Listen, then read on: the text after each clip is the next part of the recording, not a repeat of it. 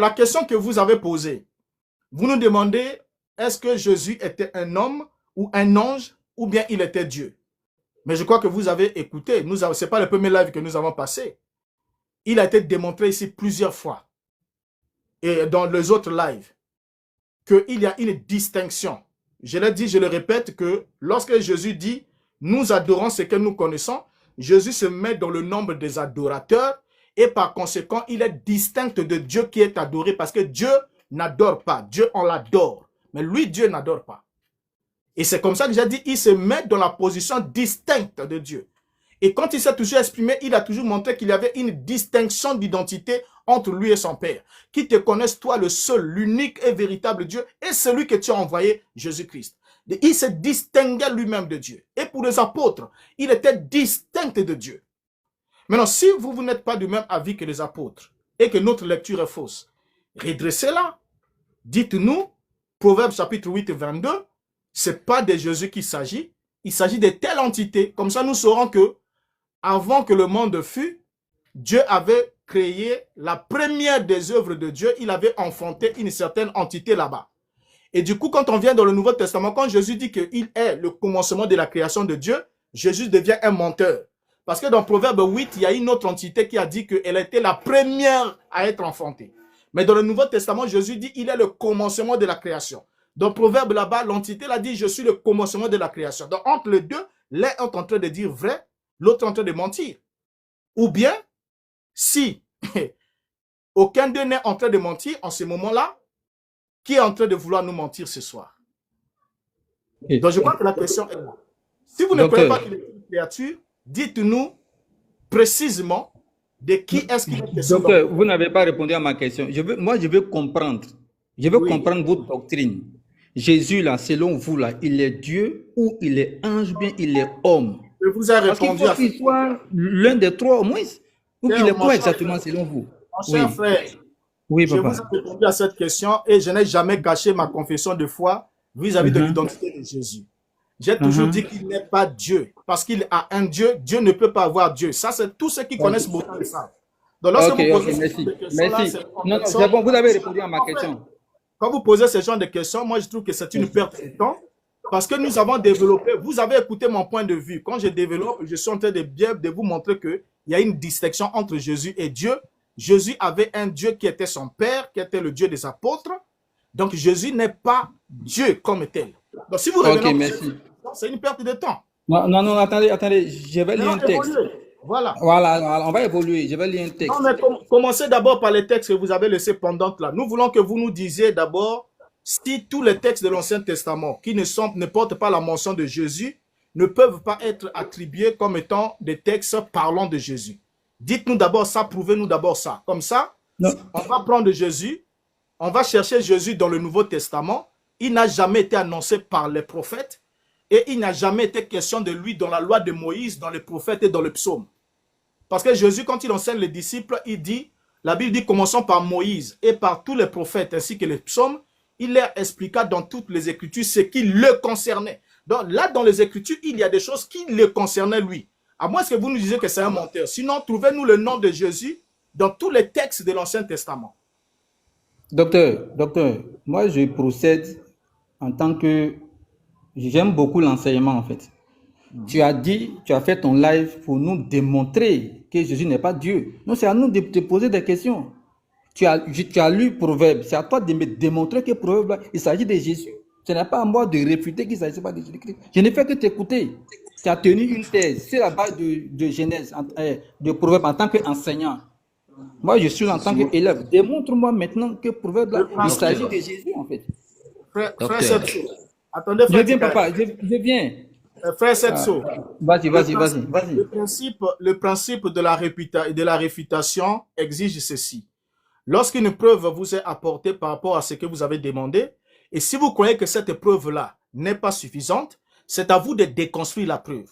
Vous nous dites que voilà, Proverbe 8 ne parle pas de Jésus, mais parle de telle entité.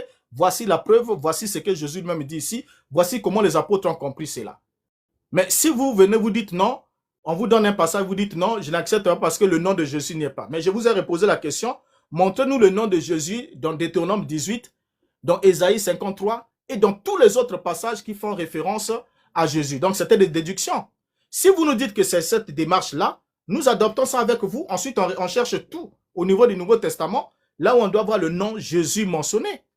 Si le nom Jésus n'est pas mentionné, même Apocalypse chapitre 3, le verset 14, là, celui qui parle, c'est celui qui était au milieu de cette chandelier d'or. Mais le nom n'est pas mis là que c'est Jésus. Le nom comme ça, littéralement, n'y est pas. Donc, c'est tout le monde qui lit, qui sait que celui qui se tient là, qui dit « J'étais mort, je suis revenu, je suis en vie, je tiens les clés de la mort et de ce jour de mort », tout le monde est arrivé à avoir la conclusion que c'est Jésus, parce qu'à la fin, il dit « Moi, Jésus, j'ai envoyé mon ange ». Mais jusqu'à pendant qu'il parle là, il ne se présente pas. C'est à la fin du livre d'Apocalypse qu'il se présente. Donc, pendant qu'il parle là aussi, comme il ne s'est pas présenté que c'est lui, jusqu'à là, on peut aussi dire « Il ne c'est pas Jésus qui parle ». Selon votre logique. Voilà pourquoi j'ai voulu qu'on soit logique. Donc, si vous avez un point à déconstruire, parlez là de façon précise, à déconstruire ce point-là et nous apporter des réponses. Sinon, tendez aussi les micros à quelqu'un. Oui, docteur, non, docteur, je ne suis pas dans une démarche de déconstruction. Hein. J'ai écouté votre live. Je veux juste, parce qu'il y a longtemps, je vous suis en fait. Mon attitude, c'est quoi? C'est quelqu'un qui est dans un amphithéâtre, qui écoute le professeur et qui pose les questions. Ah, professeur, tu as dit que Proverbe, il s'agit de Jésus. Je dis, bon, comment? Maintenant, si le professeur n'arrive pas à m'expliquer que c'est Jésus-Christ, il ne va pas me dire, bon, si je pense que mon explication ne tient pas, moi, de lui dire de qui il s'agit en fait. On est là, c'est une séance, ce n'est pas un débat. S'il vous plaît, maintenant, voilà. Je viens, papa, je viens. On n'est pas dans un débat. Ce n'est pas le cas parce que, regardez, ce n'est pas le cas dans quel sens? Dans le sens où, dans ce que j'ai développé, j'ai lu d'autres versets bibliques. En lisant les autres versets bibliques, vous êtes arrivé à contester l'affirmation, la lecture que j'ai faite de ces versets-là, et vous avez demandé que je vous donne d'autres versets qui soutiennent que Jésus est une créature. Jésus a été créé. Je vous ai donné un verset, vous avez dit c'est tout. J'ai donné le deuxième, vous avez dit c'est tout. Je vous ai donné 3, parce que tout doit être réglé sur la déposition de 2 ou 3 témoins. J'ai donné même 4 versets. Maintenant, à partir des versets que je vous ai donnés, vous avez lu, vous trouvez que ce n'est pas ça. Maintenant, quand vous trouvez que ce n'est pas ça, c'est à vous de déconstruire et de nous dire de quoi il s'agit. Ce n'est pas de me demander encore, explique-moi encore ces versets, puisque ces versets sont donnés comme étant des preuves pour soutenir mon argumentaire que vous avez réfuté. Maintenant, si vous ne savez pas quoi nous dire là-dessus, bien, nous comprenons. Et on concède de cela et puis on passe le micro à quelqu'un d'autre. On comprend que vous aurez le temps de réfléchir et de réexaminer votre point. Peut-être à la prochaine occasion, même demain ou comment, nous reviendrons, on va toujours parler de ça. Donc, attends, professeur, on dirait que vous ne comprenez pas ma démarche.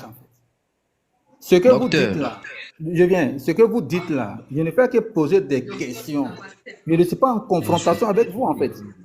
Donc, si je pose des questions, c'est normal. Un professeur me dit par exemple que 1 plus 1 égale à 3. Je vais lui dire, professeur, il faut me démontrer. Mais s'il n'arrive pas à le démontrer, c'est au professeur, on doit dire professeur. Il faut retourner dans le laboratoire.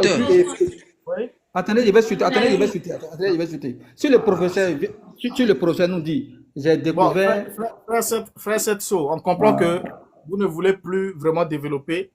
Non, moi je ne développe pas, je pose des questions. Laissez d'abord le micro, ça fait plus de 30 minutes qu'on est avec vous. Je vais lire un dernier texte, je ne suis pas un dernier texte.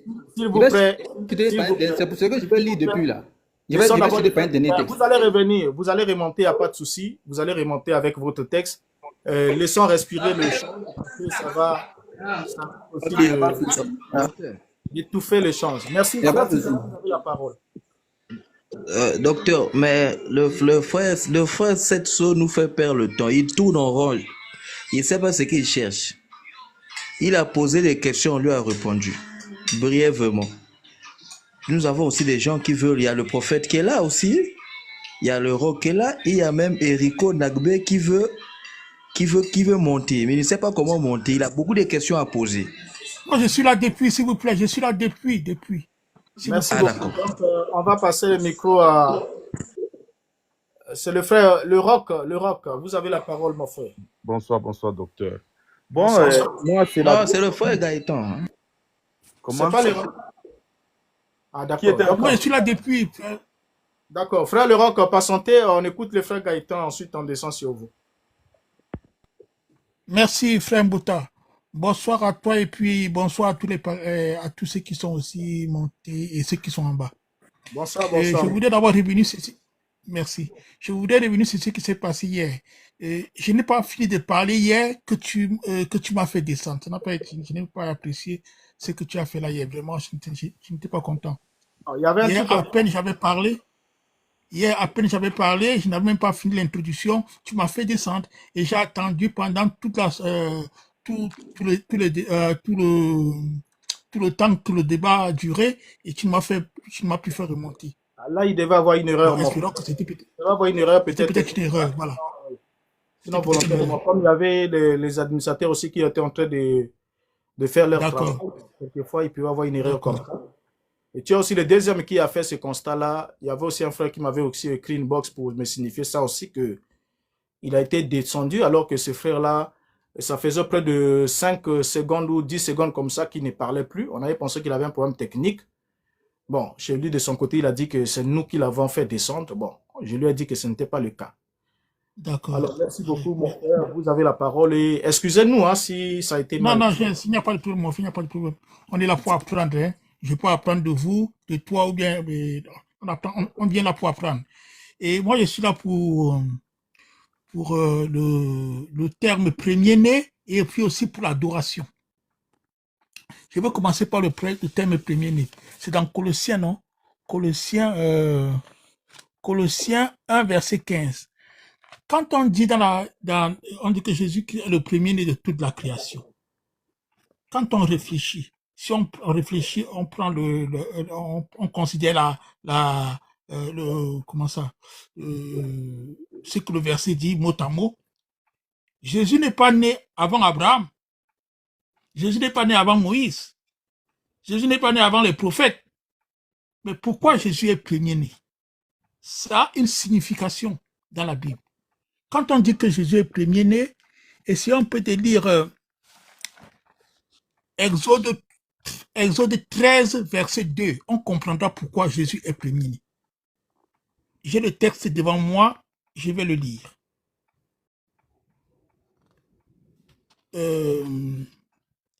Il est où? Consacre-moi tous les premiers-nés parmi les fils d'Israël, car les premiers-nés des hommes et les premiers-nés des bétails m'appartiennent. Donc, quand on dit que Jésus est premier-né, ça veut dire qu'il sera consacré à Dieu. Or, Jésus a été sacrifié sur la croix. C'est là. Dieu a tant aimé le monde qu'il a donné son Fils unique afin que quiconque croit en lui ne périsse point. C'est sur la croix. Et nous rappelons aussi que dans Genèse 22, Dieu a demandé à Abraham, donne-moi ton fils, premier-né, celui que tu aimes, Isaac. Souvenez-nous que Isaac avait porté le bois du sacrifice, comme Jésus a porté sa croix. Donc, le premier-né, c'est celui qui va être sacrifié. C'est pour ça que Jésus est premier-né de toute la création. Ça veut dire que de toute la création, c'est lui qui sera sacrifié. S'il est premier-né de toute la création, ce n'est pas parce qu'il est une créature. Donc, on dit que tout a été créé par lui et pour lui. Il ne peut pas être créateur et être créé en même temps, c'est pas possible. Non. Jésus est né, il est le premier-né de toute la création, c'est-à-dire que celui qui va mourir pour toute la création. C'est-à-dire il va être consacré. Il a été sacrifié pour toute la création. Parce qu'il vaut mieux qu'un seul homme meure plutôt que tout le peuple. C'est ce que dit Jean 11, verset peut-être 40, bien 30. Voilà. Donc, il est le premier-né parce que lui, il va être sacrifié pour toute la création. C'est pour ça que Jésus est premier-né. Maintenant, je reviens à mon deuxième sujet. C'était l'adoration. Jésus a dit à la femme juive, vous vous adorez ce que vous ne connaissez pas, nous adorons ce que nous connaissons. Les juifs sont comme les musulmans, ils adorent un Dieu qu'ils ne connaissent pas. Ils adorent un Dieu qu'ils ne connaissent pas. Nous, les chrétiens, on adore un Dieu que nous connaissons. Jésus dit je vais dire le passage. Jean 14, verset 7 ou bien 9, prenons le verset 7. Puisque vous me connaissez, vous connaîtrez aussi mon Père. Dès maintenant, vous le connaissez et vous l'avez vu. Connaître Dieu, c'est le voir. Les Juifs et les musulmans, et ils adorent un Dieu qu'ils ne connaissent pas, un Dieu qu'ils n'ont jamais vu. Tu ne peux pas connaître Dieu si tu ne le vois pas. Tu ne peux pas adorer un Dieu que tu n'as jamais vu, que tu ne vois pas. Quand tu adores Dieu, tu le vois. Le Dieu que tu adores, tu le vois. Adorer, se voir. Quand les mages sont venus, ils ont adoré Jésus, ils ont vu Jésus. Ils ont vu Dieu, ils ont vu Jésus. Tu ne peux pas adorer ce que tu ne connais pas. Tu adores ce que tu connais. Tu adores c'est pour ça que Jésus dit à la femme juive, vous adorez ce que vous ne connaissez pas. Nous, nous adorons ce que nous connaissons. Voilà ce que je pourrais dire jusqu'ici. Merci beaucoup, frère Gaëtan. Nous vous avons suivi avec beaucoup d'attention. Et seulement disons, dans tous les 2 points que vous avez évoqués, moi, de mon côté, je ne partage pas votre point de vue. Et je crois qu'il y a aussi des gens qui peuvent aussi intervenir, parce qu'il n'y a pas que moi qui devrais répondre, puisque vous n'avez pas déconstruit mon argumentaire comme tel, parce qu'en parlant du premier-né, la Bible est précise, la Bible est claire. La Bible dit le premier-né de toute la création. Et lorsque pour vous, le premier-né signifie que, cela veut dire que c'est le sacrifice, c'est celui qui est destiné pour le sacrifice, c'est ce que vous nous avez laissé entendre. C'est totalement faux. Celui qui est consacré à Dieu. Celui qui est consacré à Dieu. Voilà, consacré à Dieu ne veut pas dire destiné pour le sacrifice, c'est faux. Parce que consacré à Dieu. Quand vous prenez l'exemple... Oh, Jésus a été sacrifié. Attendez, mon frère, quand vous prenez l'exemple d'Abraham avec Isaac, Abraham n'était pas le premier, Isaac n'était pas le premier-né d'Abraham. Ça, vous le savez très bien, le premier-né, c'était Ismaël. Non, non, non. Le premier-né de Sarah, c'était... Le premier-né de Sarah et non le premier-né d'Abraham. Ça, non, mais le fils de l'alliance, c'est qui? On peut pas avoir de débat là-dessus. Je t'écoute. Voilà, je t'écoute, mon frère. Lorsque tu parles de l'alliance, je te rappelle que Dieu avait fait une alliance différente par la lignée d'Isaac. Il avait aussi fait une alliance par la lignée d'Ismaël. Il a aussi promis des princes, 12 princes et les autres qui vont sortir là. Donc, ils avaient des alliances différentes. Donc, on ne va pas rentrer dans ce débat-là, ce n'est pas l'objet de notre sujet. Alors, donc, ici, lorsque vous parlez de premier-né, la Bible est claire, le premier-né de toute la création. L'expression premier-né, que ce soit en grec, tout comme en hébreu, parle de la primogéniture. Ça veut dire que c'est le premier individu à être produit. C'est ça. Ouvrez même un dictionnaire, vous allez voir. Attendez, Jésus n'est pas né avant Abraham. Non, écoutez. Il y a un élément Écoute. Il y a un élément que vous ne comprenez pas. La Bible parlant de Yeshua, dans Hébreux chapitre 10 dit, le Christ entrant dans le monde dit, tu n'as voulu ni sacrifice ni holocauste, mais tu m'as formé un corps. Donc la naissance de Jésus, quand il est sacrifié, c'était la formation, c'était le moment où le corps a été formé à Christ. Donc ce qui sous-entend qu'avant que le corps... Ce corps-là a été formé, mais pas créé. Attends, mon frère, avant que le corps soit formé à Christ, Christ existait déjà en tant qu'entité spirituelle. Donc, il existait avant Abraham, avant Adam. Spirituellement, Christ est l'aîné d'Adam. Mais physiquement, Christ est le cadet, le second Adam. Donc, lorsqu'on parle de Jésus, il est le second Adam parce que il est au fait, l'entité Christ a habité dans une chair, a reçu une chair après le premier Adam. Donc, spirituellement, Christ a existé avant Abraham. Mais physiquement, Jésus n'a pas existé avant Abraham. Vous voyez, physiquement, il est né de Marie. Donc ça, c'est des éléments qu'on doit comprendre. Maintenant, lorsqu'on parle de premier-né dans la Bible, quand Jacob dit, Ruben, c'est toi mon premier-né, le fils de ma vigueur, qu'est-ce que cela sous-entend? Cela sous-entend que c'est le premier à venir à l'existence. Dans la chaîne de la procréation humaine de Jacob, Ruben est le premier qui soit venu à l'existence, annonçant que après lui, il y a d'autres éléments qui sont venus à l'existence, d'autres enfants. C'est ça le titre de premier-né dans le cadre humain. Et dans le cadre divin, la Bible est précise, premier-né, ça ne s'arrête pas là, comme dans le cas d'Israël et les autres, où Dieu dit même au roi que je ferai de lui le premier-né de tous les rois et des princes de la terre. Mais ici, la Bible dit le premier-né de toute la création. Donc, il y a une précision. Maintenant, lui-même, là-bas, il dit, je suis le commencement de la création de Dieu. Et ce sont des textes que vous n'avez jamais voulu nous expliquer. Vous voyez un peu? Donc, les textes sont là. Nous vous avons suivis et nous avons compris ensemble avec vous et tous ceux qui suivent que vous avez apporté votre réponse à la question. Je crois que d'autres aussi ont des contributions qu'ils peuvent apporter. Écoute, mon frère, on n'a pas encore fini. L'autre a fait peut-être 30 minutes, mon frère. Laisse-moi un peu discuter, s'il te plaît. Il a fait 30, frère Gaëtan, il a fait les 30 minutes, c'est parce qu'il a voulu abuser. Et voilà pourquoi, vous voyez, vous avez vu comment c'est parti, non? Il a pris plus de 30 minutes. Mon frère, c'est encore comme ça. Comment? On est là pour apprendre. C'est pour que les autres apprennent, ceux qui sont en bas, mon frère. On n'est pas là pour toi. Non, frère Gaëtan, on n'est pas là pour moi, mais on est venu tous apprendre en posant. Vous savez, il y a deux types d'éléments de l'apprentissage.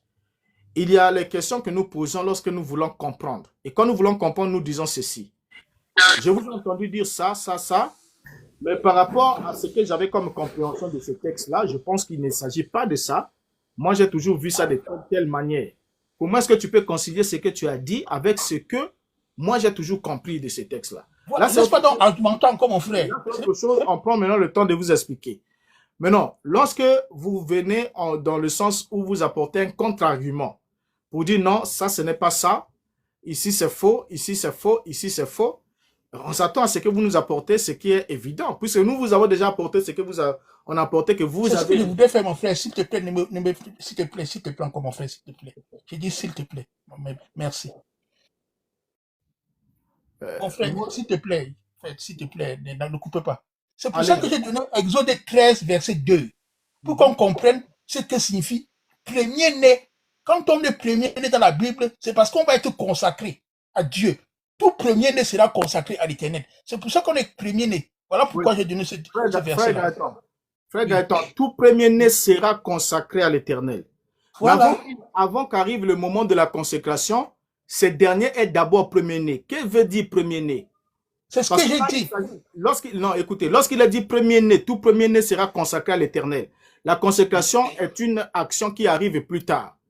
Premier-né des hommes comme le premier-né des bêtes. Premier-né des bêtes signifie quoi? Vous avez un cabri femelle. Le cabri tombe enceinte. Le premier enfant qui sort du sein de ce cabri, c'est un premier-né des animaux. Qui sera consacré au Seigneur? Qui sera consacré, c'est après. Il est d'abord premier-né parce qu'il est le premier à venir à l'existence.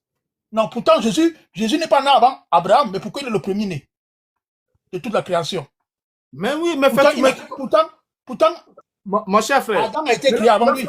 Écoutez, pourtant, Adam a été créé et que lui, il est né. Écoutez, quand on dit premier-né de toute la création, cela veut dire qu'avant qu'on crée Adam, on avait d'abord créé cette entité-là. Non, avant on a dit né. Hein? S'il est né, regarde mon frère Bota, on dit le premier-né. Le premier-né de quoi?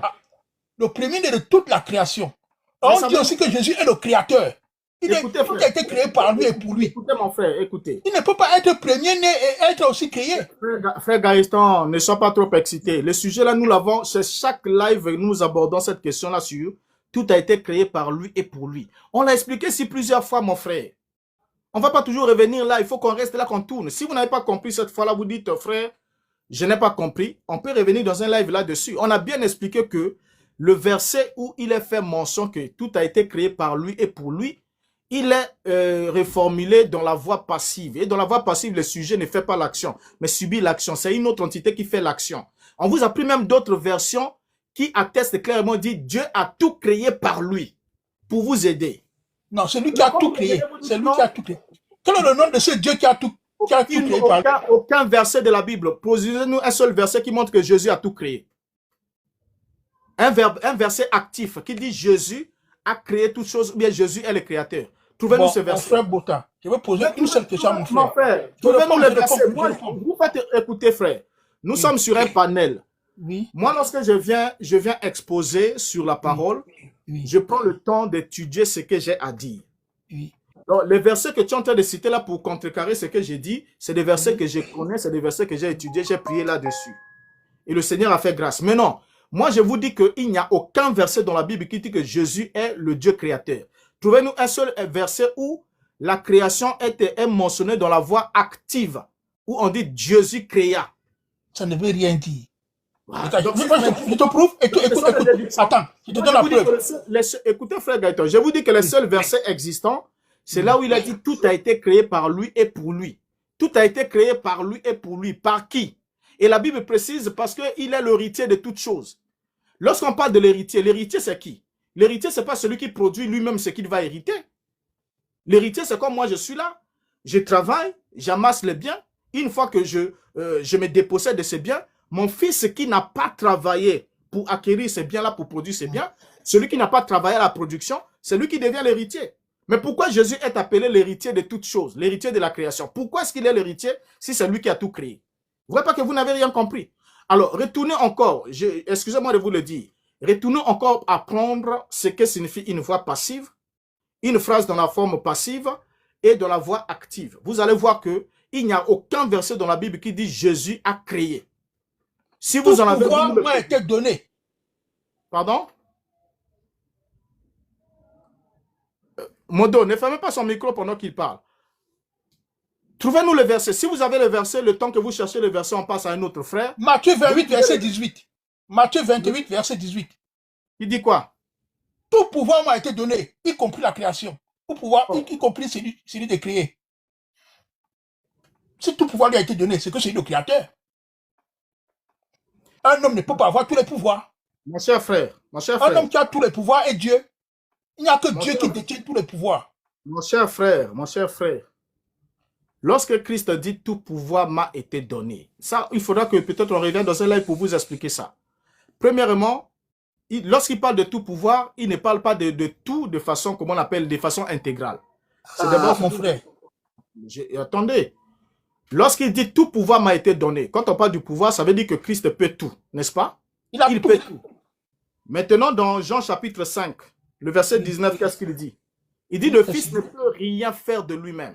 Il ne fait que ce qu'il va faire au Père. Il ne peut rien faire. Tout ce que le Père fait, lui aussi fait. Non, écoutez, il avait tout pouvoir. Oui, puisque tout ce que le Père fait, lui aussi fait. Écoutez, il dit, quand il a dit qu'il avait reçu le pouvoir, à quel moment l'a-t-il reçu? Pendant qu'il parlait là.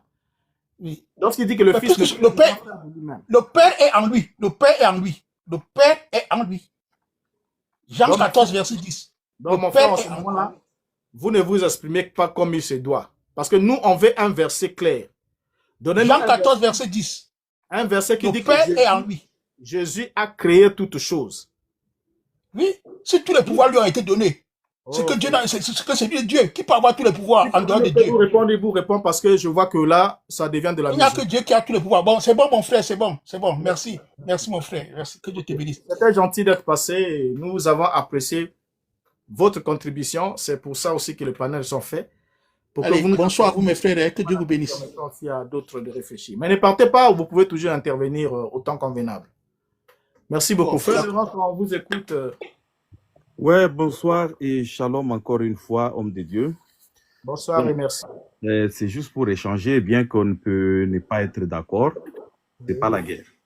Oui, c'est avec en toute courtoisie. Ouais, je vous ai suivi tout à l'heure. Vous avez dit que Jésus-Christ n'est pas Dieu.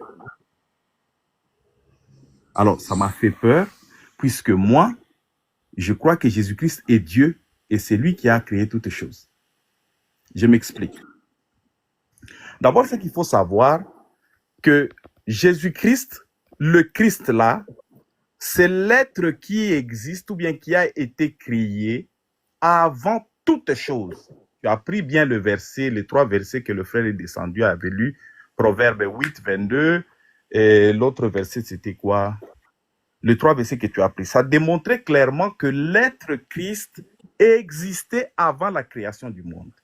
Puisque Dieu, dans son plan, il savait qu'il faudrait qu'il y ait la rédemption et un être devrait passer au sacrifice pour l'expiation du péché.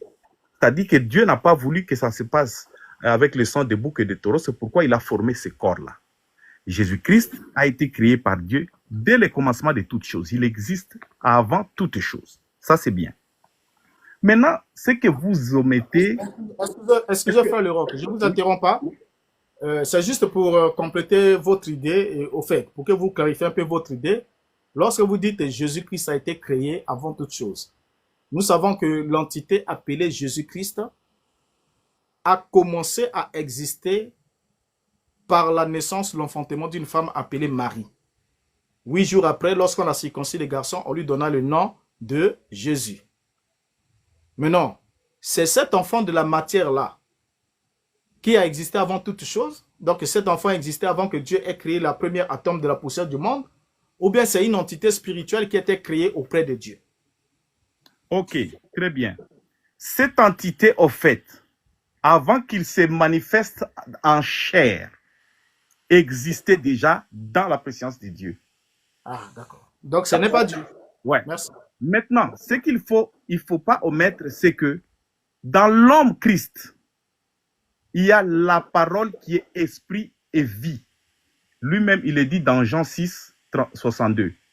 C'est-à-dire que l'esprit qui est parole et vie qui vivait en Jésus-Christ, c'est ça même l'essence du Dieu.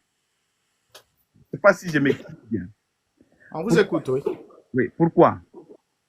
Quand vous prenez les prologues de Jean, Jean 1, il vous dit qu'au commencement était la parole, et cette parole-là, effectivement, c'est ce qui était en Christ, qui est esprit et vie. Et la parole était avec Dieu, ou parce que Louis II et les autres, la parole était auprès de Dieu, ça dépend des versions, et la parole était Dieu. Au deuxième verset, on vous dit que cette parole-là, qui était en Christ et qui a fait que cet homme-là soit sur terre, selon Ésaïe, était au commencement et toutes choses ont été faites par elle, par cette parole-là. Donc, si cette parole-là, c'est ce qui véhiculait la chair de Christ, cette parole-là est Dieu. C'est pourquoi vous allez voir les gens vous dire que Jésus-Christ est Dieu. Pourquoi? Jésus-Christ lui-même, il dit à Jean que c'est moi le Christ qui révèle le Père.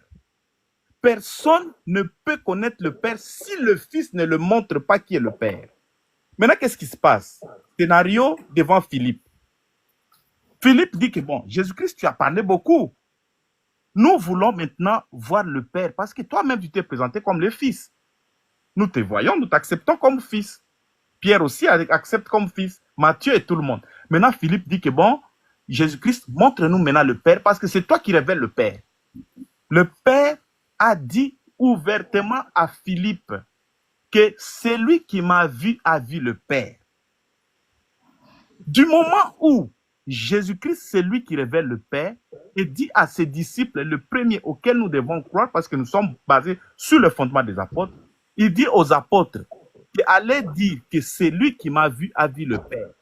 Bon, alors aujourd'hui, si une personne vient contredire ce que les apôtres disent, moi je vais dire qu'il est anathème. Pourquoi? C'est lui qui viendra dire que Jésus-Christ n'est pas Dieu. Il sera anathème. Pourquoi? Parce que lui, il va me dire maintenant qui lui a dit que Jésus-Christ n'est pas Dieu. Pourtant que Dieu, c'est lui qui le révèle, c'est le Fils qui est le Christ.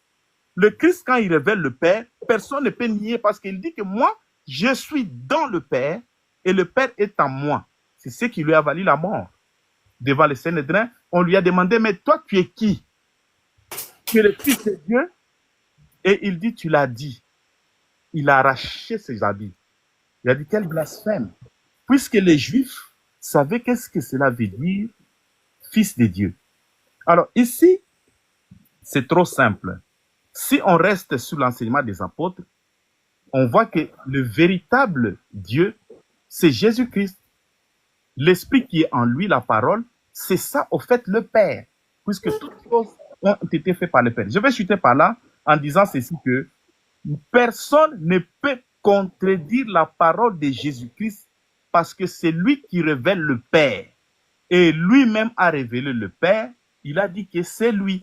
Voilà, donc, docteur, je ne sais pas si vous pouvez dire quelque chose qui est contraire à ce que Jésus-Christ lui-même dit. Je vous laisse le mic. Ok, merci beaucoup, frère. Nous vous avons écouté avec beaucoup d'attention. Bon, seulement, cela semblerait que vous n'étiez pas là pendant les autres lives, quand nous avons parlé de Jean chapitre 1, le verset 1er. Et vous êtes encore resté avec cette compréhension traditionnelle de ce verset, suivi de celui du verset 3. Toutes choses ont été faites par elle et rien de ce qui a été fait n'a été fait sans elle.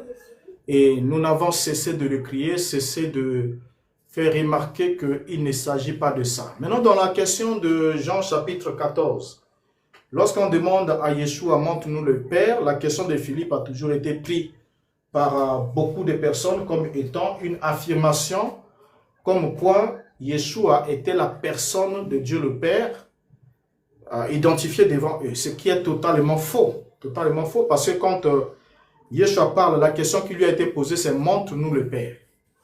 Montre-nous le Père. Et la réponse qu'il donne, il dit « Philippe, depuis que je suis avec vous, tu ne m'as point connu ». Il ne dit pas « tu ne m'as pas vu », mais « tu ne m'as pas connu ». Parce que tout se passe au niveau de la connaissance. Donc, on ne peut pas demander à Yeshua de montrer le Père au moment où on a déjà la connaissance que Yeshua est l'envoyé du Père afin de le représenter et de porter les paroles du Père à l'humanité. Voilà pourquoi il parle, il utilise les termes « depuis que je suis avec vous, tu ne m'as pas connu ». Il parle de la connaissance. Alors, lorsqu'il parle de la connaissance, dans Jean chapitre 17, il complète cette question qui a été posée là-bas. Or, la vie éternelle est qu'ils te connaissent, toi, le seul vrai Dieu, et celui que tu as envoyé. Lorsqu'il dit « et », cela veut dire que le verbe « connaître » est mis autant pour connaître le Père, autant pour connaître celui qui a envoyé, Jésus-Christ. Donc, celui qui sait déjà que Jésus-Christ a été envoyé du Père, ne peut plus demander de voir littéralement le Père. Donc, si tu sais déjà que Jésus est l'envoyé du Père, tu ne peux plus demander de voir littéralement le Père parce que Jésus le représente. Donc, c'est ce que le texte voulait dire. Cela ne voulait jamais dire que Yeshua disait qu'il était littéralement la personne du Père. Déjà, en vous écoutant dans l'introduction, vous avez bien introduit, vous nous avez dit que l'entité appelée Christ, qui devient le Christ plus tard, qui se manifeste plus tard, a d'abord été créée par Dieu. Ça, c'était très bien. Je vous ai vraiment applaudi là-dessus. Vous avez dit que cette entité a d'abord été créée par Dieu avant d'être envoyée sur la terre pour se revêtir d'un corps de chair en vue d'accomplir la mission rédemptrice. Vous voyez? Et là, nous sommes tout à fait d'accord avec vous. Alors, quant à revenir pour dire que Jésus était le Dieu des apôtres, la compréhension que vous avez aujourd'hui, ce n'est pas celle que les apôtres avaient. Parce que quand on interroge l'apôtre Paul ici, Paul nous dit « Dieu est le Père du Seigneur Jésus-Christ. Dieu est le chef de Christ. » Donc pour les apôtres, Dieu était distinct de Christ. Maintenant, il n'y a aucun verset biblique, comme j'avais demandé aux frères qui étaient partis là, qui montre qui dit clairement que Jésus est le créateur des cieux et de la terre. Quand Jésus lui-même s'exprime, il dit que c'est Dieu, son Père, qui a créé toutes choses. Vous voyez? Et la Bible est claire que Jésus en est l'héritier, il est l'héritier de toutes choses. Et un héritier ne travaille pas à la production de son propre héritage. Au fait, ça devient, on ne vous comprend plus rien. On ne comprend plus rien dans ce sens-là. Donc, merci pour votre contribution. Je crois que les autres aussi ont des contributions, soit qui peuvent amender ce que vous avez dit. Je ne sais pas si avant que je descende, si vous permettez, parce que... je ne sais pas si je peux dire quelque chose. On va vous donner la parole. Il y a les frères, le prophète qui est là, il y a les autres qui sont arrivés avant vous. Soyez tous on était patient. Je ne sais pas si je peux dire quelque chose. Attendez, frère Titoring, on écoute d'abord frère Leroc. Oui, dites quelque chose. Je ne vais pas traîner, frère Titoring. C'est juste un échange, c'est juste 2-3 mots et puis moi je descends, je vous laisse la parole. Alors, frère, vous avez dit que par rapport à Philippe, c'était le mot que vous avez joué là. Je ne suis pas d'accord. Pourquoi? Philippe ne voulait pas connaître Jésus-Christ dans le sens connaître ou apprendre la science. Philippe voulait savoir ou connaître, en d'autres termes, qui est vraiment le véritable Père que Jésus-Christ parle tous les jours. Et Jésus-Christ, effectivement, lui dit, Philippe, c'est moi, au fait. Tu ne m'as pas connu. Il ne peut pas dire tu ne m'as pas su ou bien il va utiliser le mot connaître. Il faut connaître comme on connaît la personne. Je connais cette dame, je connais ces messieurs, je connais le directeur de la banque. Il n'a dit que tu ne m'as pas connu, Philippe. Je suis moi que tu vois. Je suis dans le Père et le Père est en moi. C'est ce que je t'ai dit, la double nature de cette personne. Maintenant, quand tu prends Paul, il te dit que Christ et Dieu est le chef de Christ. Effectivement, c'est ce que j'ai dit tout à l'heure. Puisque Christ, c'est l'agneau de Dieu qui a été créé par la parole qui a fait cette personne avant la création de toutes choses. Mais dans Christ, s'il y avait quelque chose de spécial, c'est la parole que tu omets. Cette parole-là qui est esprit et vie, c'est ça le Père. Puisque le Père est un esprit, on ne peut pas le voir.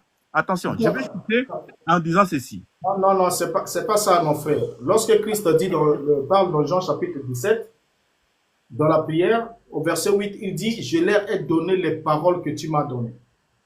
Je leur ai donné les paroles que tu m'as données et ils les ont reçues et ils ont cru que je suis sorti de toi et que c'est toi qui m'as envoyé. Donc, lorsque Christ donne les paroles, que Dieu lui a données à ses disciples, donc Christ avait donné le Père aux disciples. Bien sûr, c'est ce que je dis. La parole qui est esprit et vie, là, c'est ça Dieu. Puisqu'il à ce moment-là, lorsque Christ donne le Père aux disciples, le Père est maintenant dans les disciples. Ça veut dire que le Père n'est plus en Christ.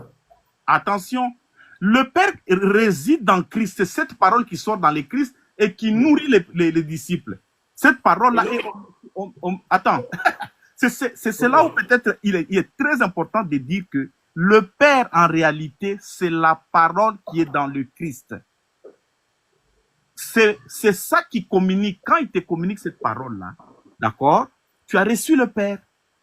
Puisque si tu rejettes cette parole-là, tu rejettes le Père. Mais or, le Père est dans le Christ, qui est l'agneau de Dieu. Tu as compris, prophète? Pardon, docteur.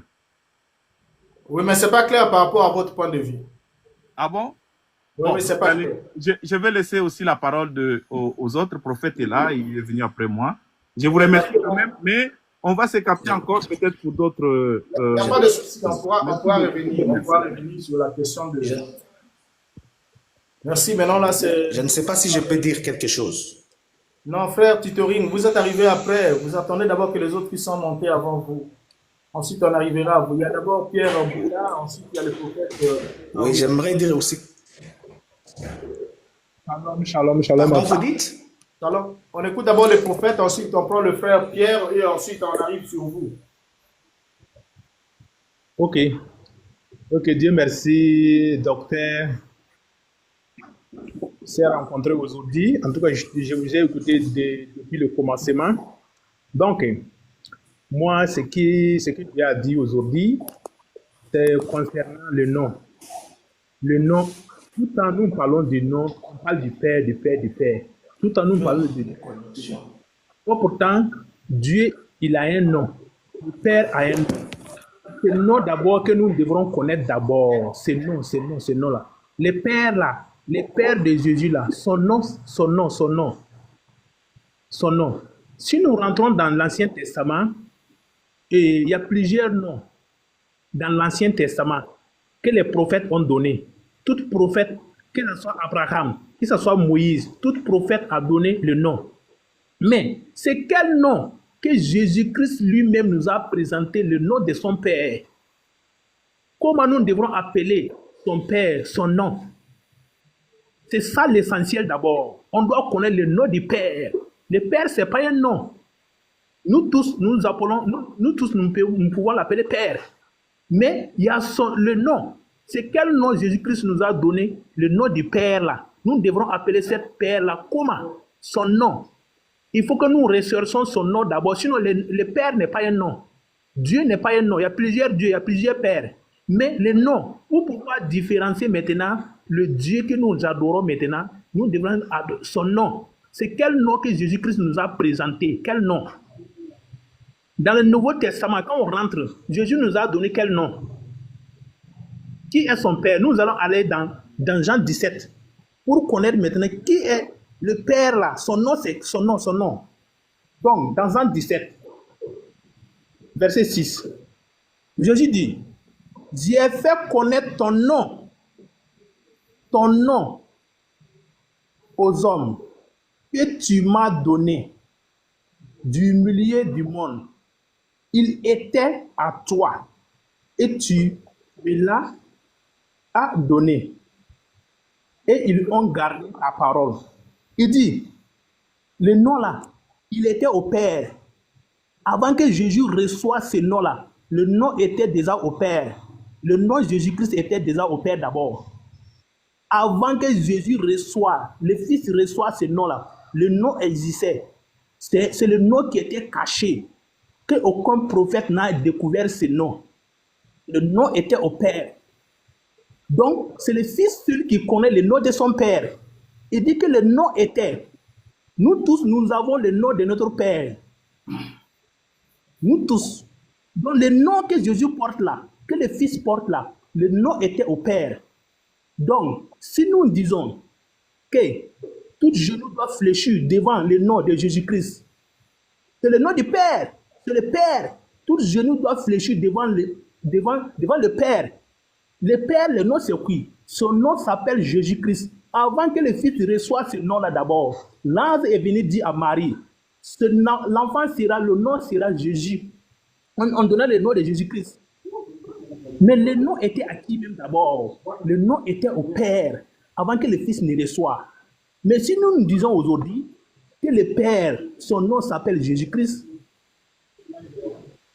le Père s'appelle Jésus-Christ. Parce que le nom était au Père, avant que le Fils ne reçoive d'abord. Avant que le Fils ne reçoive. C'est Christ même qui nous a démontré que le nom était au Père. Le nom était à toi, avant que tu me le donnes. Donc Jésus n'a pas nous donné, il n'a pas dit, le nom s'appelle Jéhovah Jireh, son nom s'appelle Alpha, son nom. Non, Jésus nous a donné le seul nom. Il dit, le nom était à toi, que tu me l'as donné. Il m'a donné. C'est le nom de Jésus-Christ. Il n'y a aucun nom. Donc, c'est ce que moi je voulais démontrer d'abord. Il faut qu'on connaisse la base d'abord. Le nom. Sinon, on ne peut pas dire le Père, le Père, le Père. On ne peut pas dire Dieu, Dieu, Dieu, tant connaître son nom. Donc, il a un nom. Merci beaucoup. Merci beaucoup pour votre contribution. Et vous avez bien raison de dire que c'est votre première fois de participer à ce panel. Et avant qu'on arrive au point où nous sommes arrivés aujourd'hui, nous avons déjà traité de la question du nom. On avait un live ici sur quel est le nom de Dieu et cela a été démontré que le Dieu d'Abraham, d'Isaac et de Jacob avait un nom et que le mot Dieu, qui est la traduction française du mot latin Deus, qui est lui-même la traduction grecque, la traduction latine du mot grec Théos, Théos qui est la traduction grecque du mot hébreu Elohim, est un nom générique. Ça veut dire qu'un nom qui appartient à un groupe d'entités supra-humains, tout comme les idoles et les autres. Et nous avons démontré que les divinités telles que sidoniennes, les Astartés, les Milcom et toutes ces divinités-là étaient des dieux, mais ils avaient aussi des noms propres ou des noms spécifiques. D'où la Bible parle de Astarté, le dieu de tel peuple, Kémosh, le dieu de ceci, ainsi de suite. Et nous sommes arrivés à voir aussi dans Exode chapitre 3, le Dieu d'Abraham, d'Isaac et de Jacob qui dit à Moïse, il dit que mon nom est Yehovah, le tétragramme, traduit dans votre Bible par l'Éternel. Faussement traduit bien sûr parce que l'Éternel n'est pas un nom. Alors, lorsqu'il donne ce nom, il dit, c'est là mon nom de génération en génération, c'est là mon nom pour l'éternité. Donc, il avait un nom. Et lorsque le Yeshua arrive, dans la question que vous avez posée, Yeshua est venu, vous avez dit que chaque enfant porte le nom de son père, c'est faux. C'est faux. Chaque enfant ne porte pas le nom de son père dans la culture juive, de façon naturelle. Parce que vous allez voir, Isaac n'a jamais porté le nom d'Abraham, mais il était fils d'Abraham. Salomon n'a jamais porté le nom de David. Vous voyez? Et dans quel sens dit-on que, en Israël, disait-on que quelqu'un porte le nom de son père? C'est lorsque on mentionne votre nom et on précise de qui vous êtes fils. Comme lorsque vous lisez dans la Bible, il a dit Jésus, fils de Joseph, dont nous connaissons la mère et les frères. Donc lorsqu'on dit Jésus, fils de, c'est à ce moment-là que vous portez le nom de votre père. C'est ce titre-là qui signifiait le fait de porter le nom du père. Lorsqu'on dit Jésus, fils de, ou Pierre, Simon, fils de Jonas, le nom du père c'était Jonas, Simon, c'était le fils. Donc, quand on dit Simon, fils de Jonas, c'est à ce moment-là que le Simon là, porte le nom de son père parce qu'il est désigné dans la relation avec cette entité-là comme étant le produit de ce dernier. Et c'est pour cette raison que dans les cas de Yeshua, il est dit fils de Dieu. Et c'est comme ça qu'il porte le nom, fils de Dieu. Et dans le nom Jésus, qui était le nom hébreu Yeshua, il y a l'acronyme du nom divin, c'est-à-dire Yah, parce que c'est la combinaison de deux mots. Ça a été fait par Moïse. C'est Moïse qui avait combiné le nom de Dieu avec le nom de Hoshé à son serviteur pour donner Yeshua. Yehoshua, Yeshua, de la forme contractée. Et c'est ce nom-là qui était courant en Israël avant que Jésus vienne. Ce nom-là était un nom courant en Israël. Ce n'était pas un nom étranger. Jésus n'est pas le premier nom qu'il a porté parce que Moïse l'a conçu pour son serviteur. Ok, Alors, merci donc, beaucoup. lorsque vous venez nous dire que...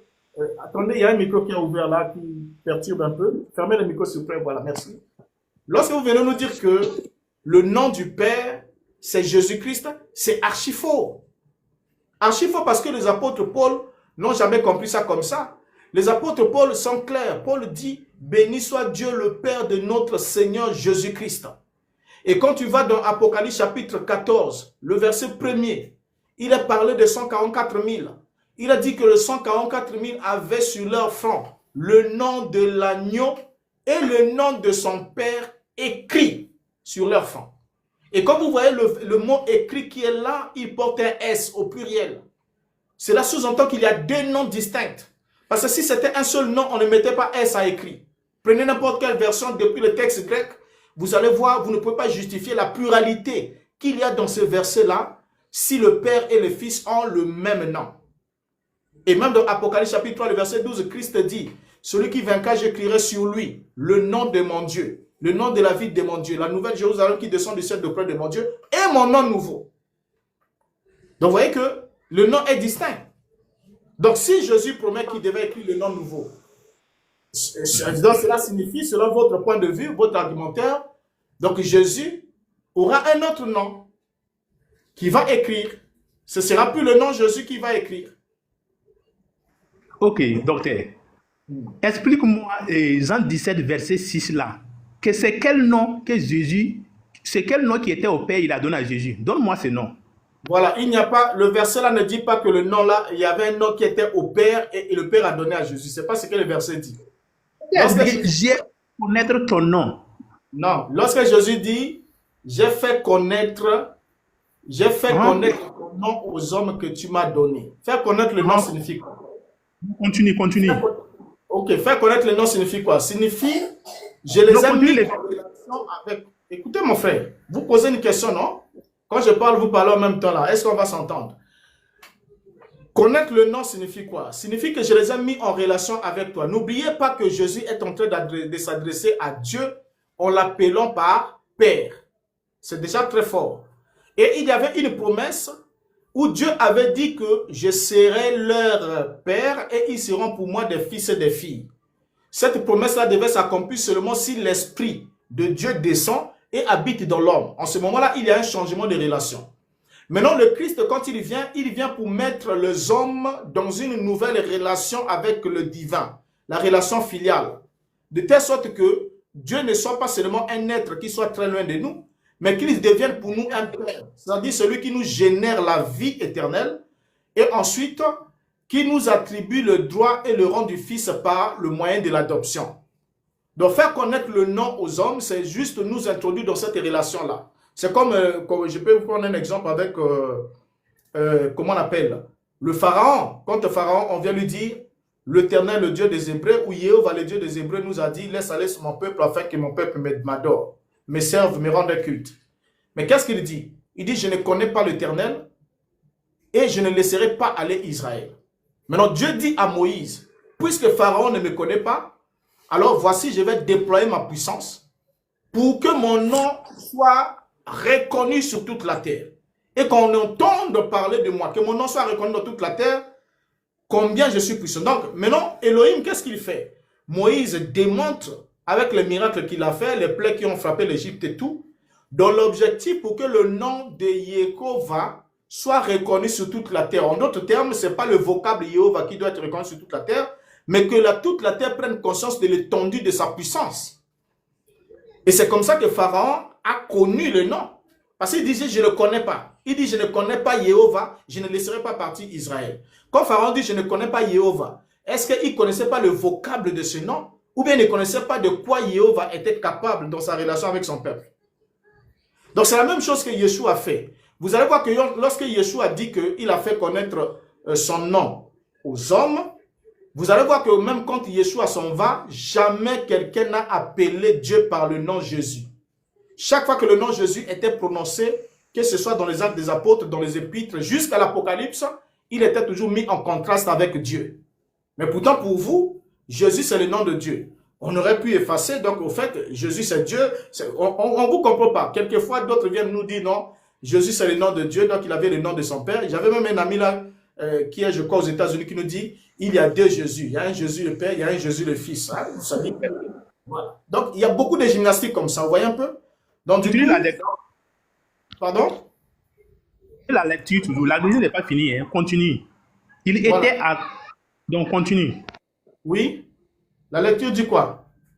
Oui, continue. Il faut tout finir les versets. Il ne faut pas arrêter sur le nom là. Verset 6 là. Il faut finir. Mais le verset, vous voulez que nous voyons quoi? Puisque le verset est clair, il ne souffre absolument de rien.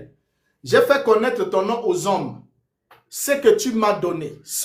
Les hommes que tu m'as donné. Je n'ai perdu aucun. Pardon? Continue les versets. Lis, continue. Il faut finir les versets. Attendez que j'étais en train de le citer sans le lire. On va le lire ensemble avec vous. Et on verra. Ensuite, vous nous montrerez là où un seul apôtre a désigné Dieu par le nom Jésus. Et si vous n'avez pas ça, moi je vous montre tous les versets bibliques où Dieu a été mis en contraste avec Jésus pour montrer qu'ils sont des entités différentes. Et que Jésus n'a jamais été le nom de Dieu, mais c'est le nom du Fils de Dieu. Paul est clair, il dit le Fils de Dieu qui a été prêché par nous, Jésus-Christ. Il précise que Jésus-Christ est le Fils de Dieu. Donc vous n'allez pas trouver un verset où les apôtres disent Jésus c'est Dieu ou Jésus c'est le nom de Dieu, ou bien ils s'adressent à Dieu et disent oh Dieu, créateur des cieux et de la terre, toi Jésus notre Dieu. Ça n'existe pas dans la Bible. Ça existe seulement dans les églises, mais dans la Bible il n'y a pas ces vocables-là. Alors on lit Jean chapitre 17.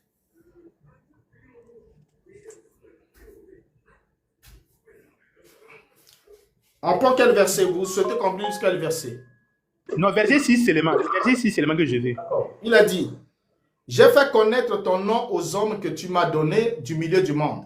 Ils étaient à toi et tu me les as donnés et ils ont gardé ta parole. Maintenant, ils ont connu que tout ce que tu m'as donné vient de toi. Car je leur ai donné les paroles que tu m'as données et ils les ont reçues et ils ont vraiment connu que je suis sorti de toi et ils ont cru que tu m'as envoyé. C'est pour eux que je prie. Je ne prie pas pour le monde, mais pour ceux que tu m'as donnés parce qu'ils sont à toi. Et tout ce qui est à moi est à toi. Et ce qui est à toi est à moi. Et je suis glorifié en eux. Je ne suis plus dans le monde, mais ils sont dans le monde. Et je vais à toi, Père Saint, garde en ton nom ce que tu m'as donné, afin qu'ils soient un comme nous. Lorsque j'étais avec eux dans le monde, je les gardais en ton nom. J'ai gardé ce que tu m'as donné, et aucun d'eux ne s'est perdu, sinon le fils de la perdition, afin que l'écriture fût accomplie. Et maintenant, je vais à toi et je dis ces choses dans le monde, afin qu'ils aient en eux ma joie parfaite. Je leur ai donné ta parole, et le monde les a haïs, parce qu'ils ne sont pas du monde, comme moi je ne suis pas du monde. Je ne te prie pas de les ôter du monde, mais de les préserver du mal. Ils ne sont pas du monde, comme moi je ne suis pas du monde. Sanctifie-le par ta vérité. Ta parole est la vérité. Comme tu m'as envoyé dans le monde, je les ai aussi envoyés dans le monde. Et je me sanctifie moi-même pour eux, afin qu'eux aussi soient sanctifiés par la vérité. Ce n'est pas pour eux seulement que je prie, mais encore pour ceux qui croiront en moi par leur parole, afin que tous soient un comme toi, Père, tu es en moi, et comme je suis en toi, afin que eux aussi soient un comme nous, soient un en nous, pour que tout le monde croie que tu m'as envoyé. Je leur ai donné la gloire que tu m'as donnée, afin qu'ils soient comme nous, afin qu'ils soient un comme nous sommes un. Alors, ça continue. Je ne vois pas là où il a continué. Si seulement, il a dit le nom était à toi et tu me l'as donné. C'est quel nom qui était à lui et puis il a donné à son fils? C'était ce nom-là. Ça n'existe pas. Lisez ça dans votre Bible. Okay. Il n'y a aucun verset qui dit le nom a été à toi et tu me l'as donné. Ça n'existe pas. Je vais connaître ton nom aux hommes que tu m'as donné du milieu du monde. Il était à toi et tu me l'as donné. Oh là là, mon cher frère, s'il te plaît, ne faites pas ça, ne faites pas ça. Hein? Pourquoi vous aimez que je fasse scandaliser? Non, Il a frère, donné. s'il te plaît, mon frère, tu sais lire, tu as été à l'école, tu sais lire. Tu ne vois pas que il là, il y a un S qui est là. Ils Mais le étaient nom à est. toi. Ils étaient Oui, à toi. Ce sont les disciples, les croyants là, ils appartenaient à Dieu. Et depuis le premier verset là-bas, il a dit, regardez, qu'est-ce que le premier on verset dit dit? non. On dit Écoutez, un mon non. frère, On dit non. écoutez, pour que tu comprennes, le premier verset dit ceci. Après avoir ainsi parlé, Jésus leva les yeux au ciel et dit, Père, l'heure est venue, glorifie ton Fils, afin que ton Fils te glorifie. Selon que tu lui as donné pouvoir sur toute chair, afin qu'il accorde la vie éternelle à tous ceux que tu lui as donnés. Donc, ils appartenaient d'abord à Dieu. Et Dieu donne à Christ. Maintenant, le verset que tu as lu, je retrouve ce verset, voilà. Le verset 6, il a dit, j'ai fait connaître ton nom aux hommes que tu m'as donné du milieu du monde. Ce n'est pas le nom que tu m'as donné. J'ai fait connaître ton nom aux hommes que tu m'as donné du milieu du monde. Ensuite, on dit, ils étaient à toi. Ils. I-L-S. E-T-A-I-E-N-T. Ils étaient à toi. Donc, c'est les hommes là que tu m'as donné là qui étaient à toi d'abord. Et tu me les as donnés et ils ont gardé ta parole. Et toi, quand tu lis ça, c'est dangereux. Excuse-moi, si tu es pasteur, c'est très dangereux, mon frère. Ça, je te le dis, autre frère. Si tu es pasteur, c'est dangereux, très dangereux. Parce que quand tu lis ici, quand tu vois ça au sein, tu vois que c'est le nom. Non, ce n'est pas le nom. C'est les croyants qui ont été donnés à Yeshua par son Père. Donc, merci beaucoup. Je vais passer la parole au prochain. Merci Comme en tout cas. on ne peut pas connaître tout là, je vais passer la parole. Nous allons avec le frère Pierre, vous avez la parole.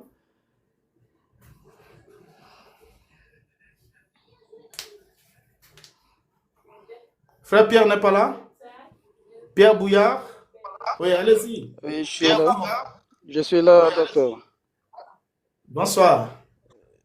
Je vous salue, docteur, et je salue tout le panel. Merci. Au nom de notre Seigneur Jésus-Christ de Nazareth. Merci. Tout d'abord, les gens doivent savoir que notre référence ici dans la Bible, c'est les apôtres. Et les apôtres soutiennent la thèse de notre Seigneur Jésus-Christ de Nazareth. Les gens peuvent naviguer de Matthieu jusqu'à l'Apocalypse. Vous ne verrez aucun apôtre adresser plutôt une prière directe au Seigneur Jésus-Christ comme étant Dieu le Père. Mais dans la recommandation, il est demandé de demander plutôt quelque chose au Père au nom de celui qui est Fils, et non au nom du Fils à celui qui est Père. Donc, c'est le contraire de ce que comprennent certains lecteurs. Or que ce n'est pas ce que la Bible dit. Dans l'explication de lui-même, notre Seigneur Jésus-Christ de Nazareth, il soutient le texte bien ici. Il dit, car je n'ai point parlé de moi-même. Il dit qu'il n'a pas parlé de lui-même, mais plutôt il a parlé de la part du Père. Là, je vois, c'est dans Jean 12, chapitre 12, versets 49 à 50. Il dit qu'il n'a pas parlé de lui-même, mais il a plutôt parlé de la part du Père.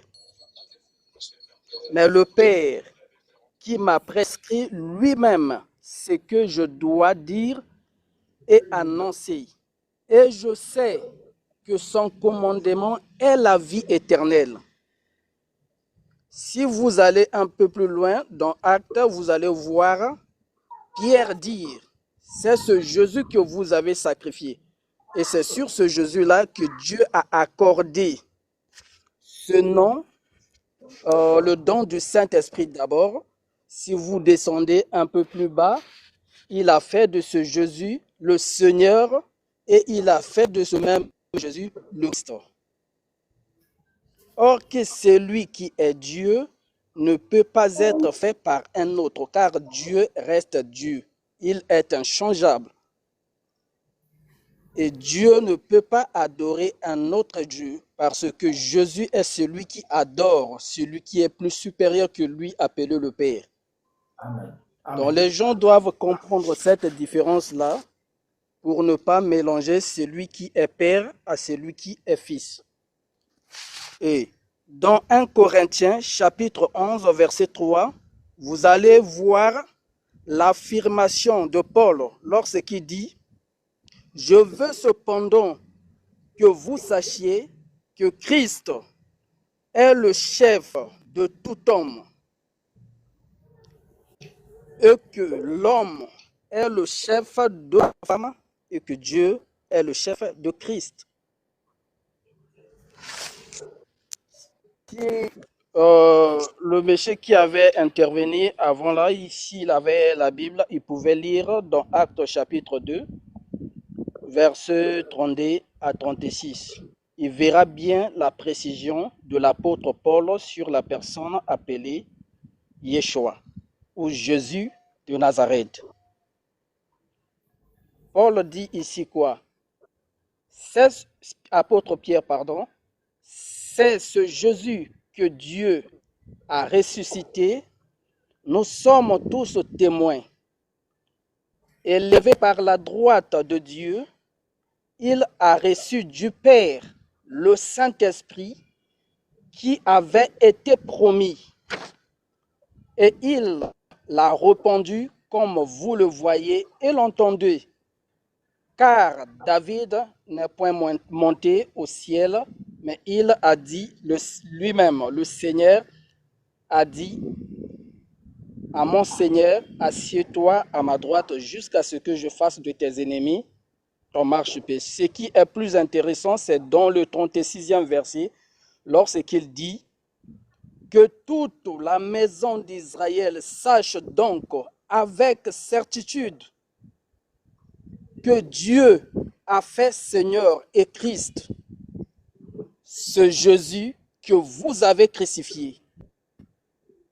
Donc, si Dieu fait de lui un Christ et Seigneur, que devient la position du Christ, la position de celui qui est Père, puisqu'il est fait par un autre qui est plus supérieur que lui. Le monsieur qui venait d'intervenir, s'il peut m'expliquer la partie là. Vraiment, merci à vous, docteur, pour la parole que vous m'avez accordée. Merci vraiment. Merci beaucoup, frère Bouya. Nous avons en tout cas pris note. C'est appréciable. Et je crois que nous pouvons alors écouter le frère Motivation qui était là et qui était descendu. Alors, frère Motivation, vous avez la parole. Bonjour et bonsoir, docteur. J'espère que vous allez bien. Donc, j'aime vraiment votre live. Donc, c'est ça.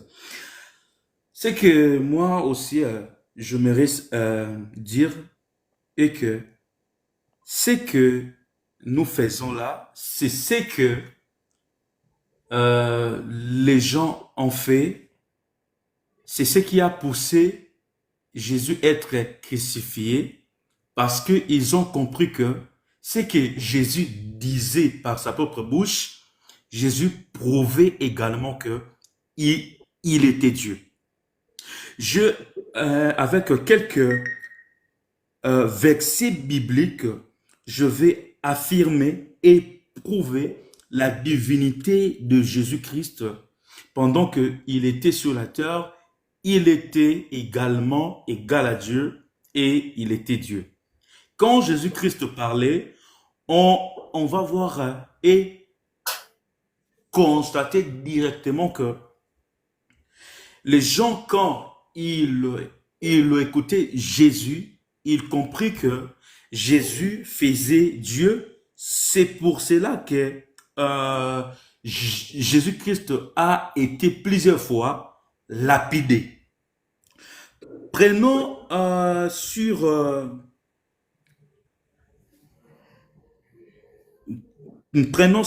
Jean 20, versets 28 à 29. Lorsque l'apôtre Thomas voit Jésus et ressuscité. Frère Motivation, excusez-moi. Tapotez s'il vous plaît. On est juste en bas. Soutenez les lives. Je vous en prie, soutenez les lives. Alors, faites motivation. J'espère que vous étiez depuis le début, vous avez suivi le déroulé de l'exposé. Nous sommes dans un cadre bien précis. Le cadre, c'est lequel la question qui a été posée, adorez-vous Jésus ou adorez-vous Dieu? C'est la question de la thématique. Et nous avons compris ensemble dans l'introduction que au tout début, lorsque Christ arrive, on a d'abord défini ce que c'est l'adoration. C'est en quelque sorte l'expression de la reconnaissance par la soumission et tout le reste envers l'entité créateur à qui nous devons l'existence. Et nous avons compris que Dieu est celui qui est l'objet d'adoration et l'être humain étant créé par Dieu doit tout à Dieu et est alors soumis à Dieu et agit dans sa vie dans une reconnaissance perpétuelle qu'il manifeste sous forme de l'adoration. Mais on a compris aussi ensemble que Dieu, lui, il n'adore pas parce qu'il n'y a pas d'être qui soit supérieur à lui ni égal à lui. Dieu n'adore jamais, mais Dieu se fait adorer. Pourtant, dans les Écritures, nous voyons Yeshua, lorsque Satan est venu vers lui, il lui propose de lui donner toutes les richesses du monde et leur gloire. Il dit, si tu te prosternes devant moi et tu m'adores, je te les donne.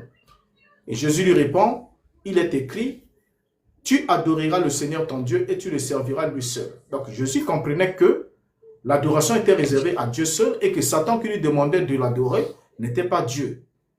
Et partant de là, on est allé un peu, on s'est avancé, on a compris que par cette déclaration, Jésus déclare qu'il ne peut adorer que Dieu et Dieu seul. Et avec la femme samaritaine, il lui dit que nous adorons ce que nous connaissons, mais vous adorez ce que vous ne connaissez pas. Donc quand Jésus dit nous, ça veut dire que lui aussi se place du nombre des adorateurs. Donc Jésus était un adorateur de Dieu qu'il appelait son Père. C'est ce que nous avons compris. Ensuite, on arrive avec l'obtention du Saint-Esprit, selon la promesse de Jésus. Les vrais adorateurs adoreront le Père en esprit et en vérité. Et quand Jésus s'en va, les apôtres reçoivent le Saint-Esprit. Nous allons constater que durant toutes les Écritures, que nous avons même lu certaines Écritures, les apôtres précisent qu'ils rendent leur culte à Dieu. Ils adorent Dieu. Paul dit, j'ai fléchi mes genoux devant le Père. On va jusque dans l'Apocalypse, on va se rendre compte que même dans l'Apocalypse, Jésus a toujours un Dieu pendant qu'il est au ciel, qui est toujours supérieur à lui, qui est son Père. Et on va aussi se rendre compte que Jean voulait même adorer l'ange. L'ange lui dit, ne m'adore pas, mais adore Dieu. L'ange n'a pas dit adore Jésus, mais adore Dieu. Et ensuite, même les rachetés au ciel, dans Apocalypse chapitre 19, le premier verset, ils sont en train de chanter les saluts. En chantant, ils ont adoré Dieu en disant Alléluia. Le salut est à notre Dieu. Vous voyez? Alors, donc, à partir de ce moment-là, nous nous sommes posé une question.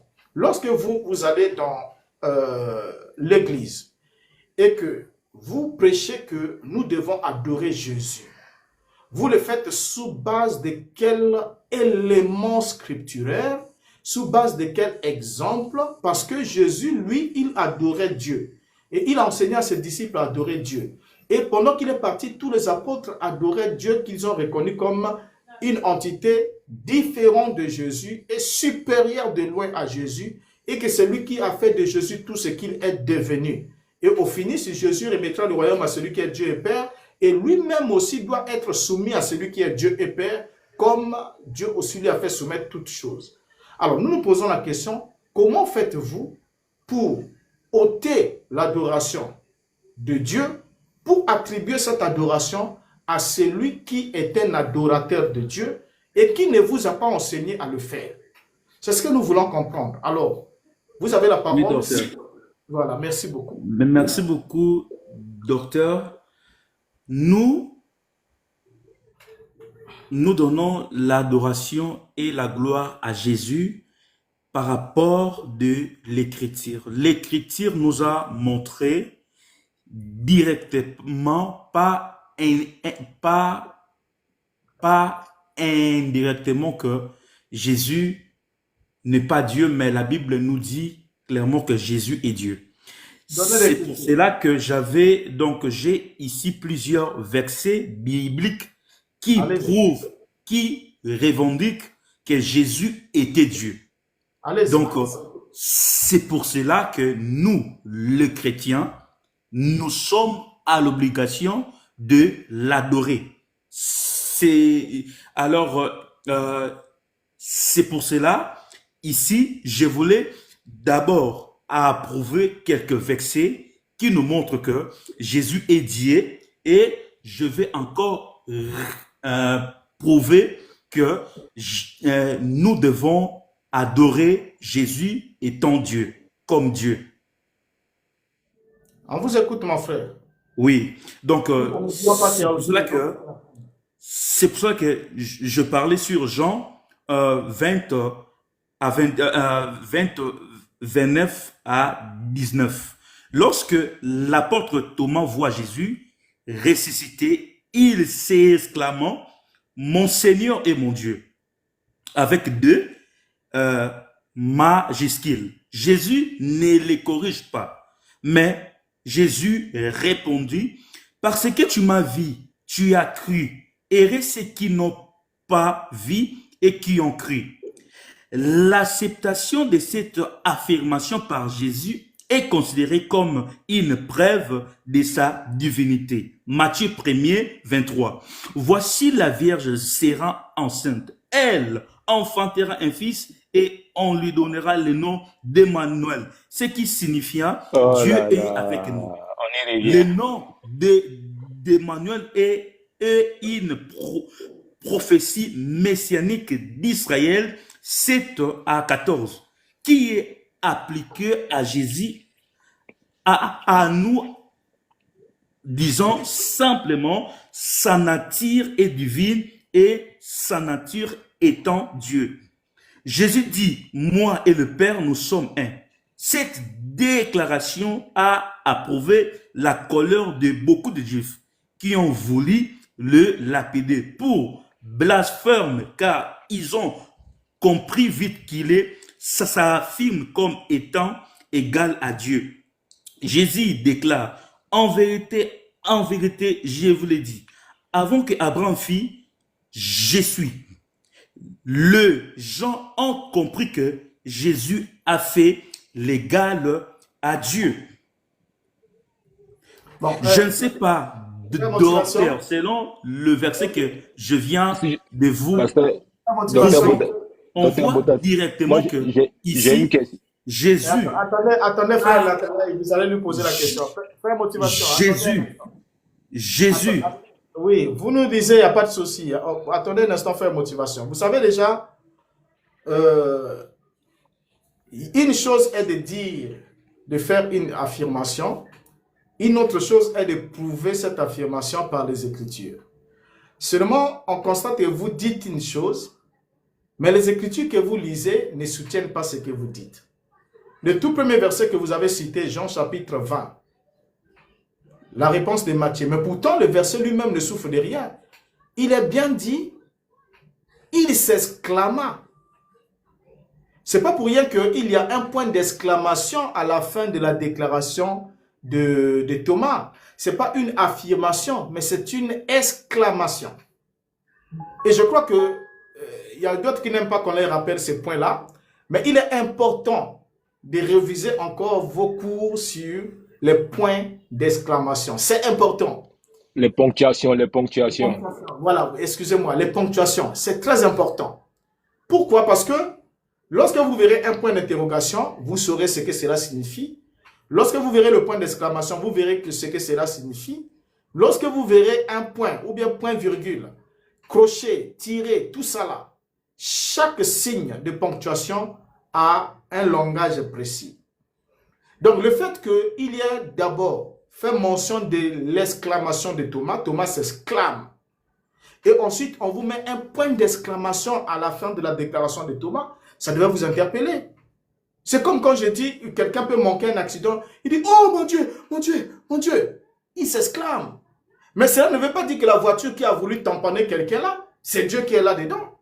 Non, c'est une exclamation qui n'est pas une affirmation. Ça, c'est le premier point. Le deuxième point, vous dites que non, Jésus aurait pu les corriger pour dire que non, je ne suis pas le Seigneur ton Dieu. C'est faux. Parce que Jésus lui dit, c'est parce que tu m'as vu que tu as cru. Est-ce que Thomas avait vu Dieu ou bien Thomas avait vu le ressuscité? Parce que le départ, le doute de Thomas, il a dit si je ne le vois pas. Et il dit si je ne mets pas mon doigt dans les plaies, dans son côté, je ne vais pas croire. Thomas voulait voir s'il est ressuscité parce qu'on lui a dit, le maître est ressuscité. Il a douté. Donc, leur doute n'était pas sur Dieu. Pour que vous puissiez dire que voilà, Jésus dit, parce que tu m'as vu que tu as cru, c'est comme si on disait à Dieu, à Thomas que non, Jésus est Dieu, et Thomas ne croyait pas. Après, Thomas voit Jésus, il dit, mon Seigneur et mon Dieu. Non, mes frères, quand même, s'il te plaît, s'il vous plaît, ne faites pas ça. Réviser des cours, c'est important. C'est pas pour rien que les signes là sont mis là. Vous allez remarquer, là nous sommes au verset, je crois, 28. Chapitre 20, le verset 28. L'histoire de Thomas. Thomas qui dit, qui s'exclame. Mais quand vous descendez juste un peu plus bas, deux versets plus bas, qu'est-ce que l'apôtre dit? Au verset 30, il dit, Jésus a fait beaucoup d'autres miracles, mais qui ne sont pas écrits dans ce livre. Mais ces choses ont été écrites afin que vous croyiez que Jésus est le Christ, le Fils de Dieu, et qu'en croyant, vous ayez la vie en son nom. Pourquoi l'apôtre Jean, qui a vu Thomas déclarer que Jésus était Dieu, deux versets plus bas, il donne la conclusion de tout son livre. Pour dire l'objectif de ce livre, tout ce que je vous ai rapporté, les miracles, tous les signes qui sont rapportés là, n'ont qu'un seul objectif. C'est pour vous montrer que Jésus est le Christ, le Fils de Dieu vivant, et qu'en croyant, vous ayez la vie en son nom.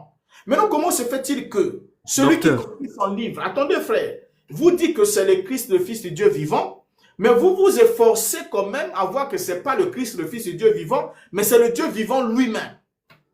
C'est ça qui nous dépasse. Moi j'ai une question pour motivation. Docteur. Allez-y, Frère Nathalie. Frère Nathalie a une question pour vous. Oui. Ouais, motivation. Est-ce que tu peux lire Jean 11, 41 jusqu'à 42, s'il te plaît? Attends, je vais... Jean 11, 41. Attends, je vais ouvrir la Bible.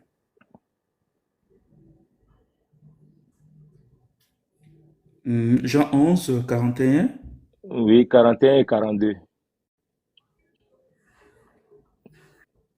Tu sais de quoi ça parle, non? Tu connais le sujet? Oui, ici, ils ôtèrent donc la pierre et Jésus leva les yeux en haut et dit, Père, je te rends grâce de ce que tu m'as exaucé.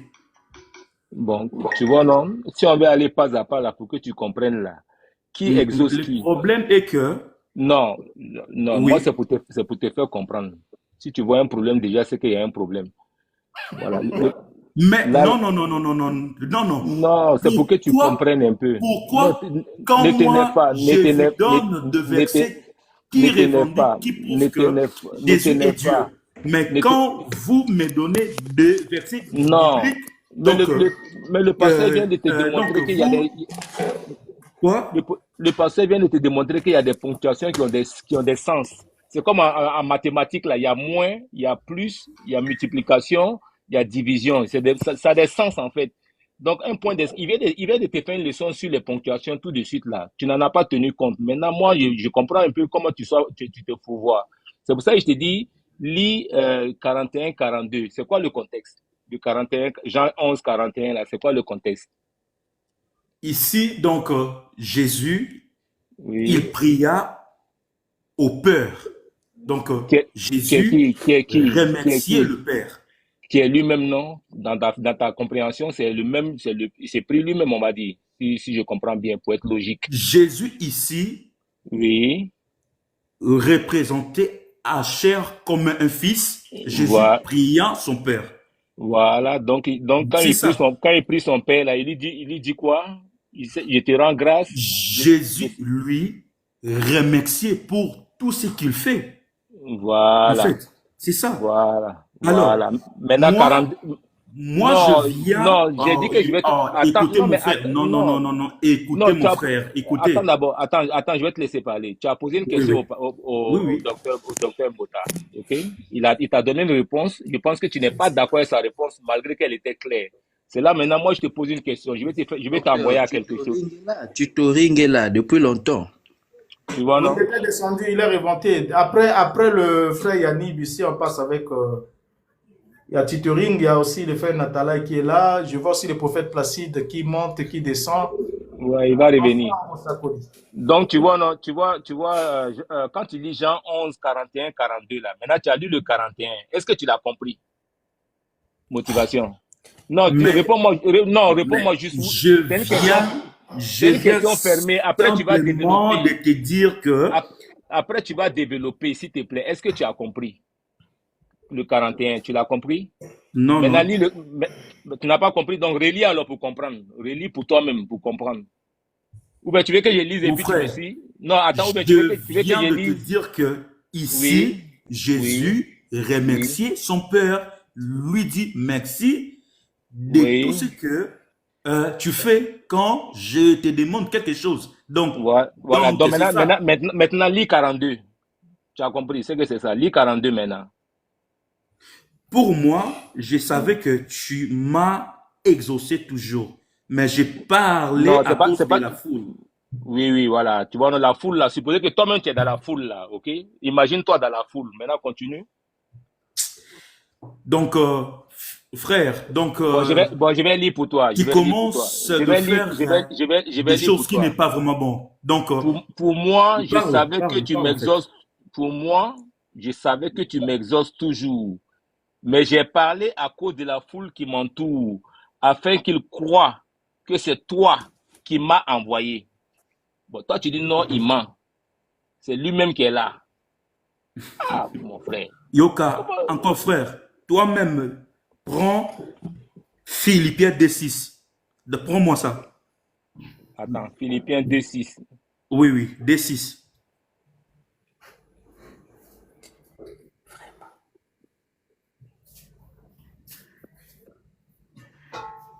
Ok, ça dit quoi? Willy? Ah, tu veux que je lise? Willy? Oui.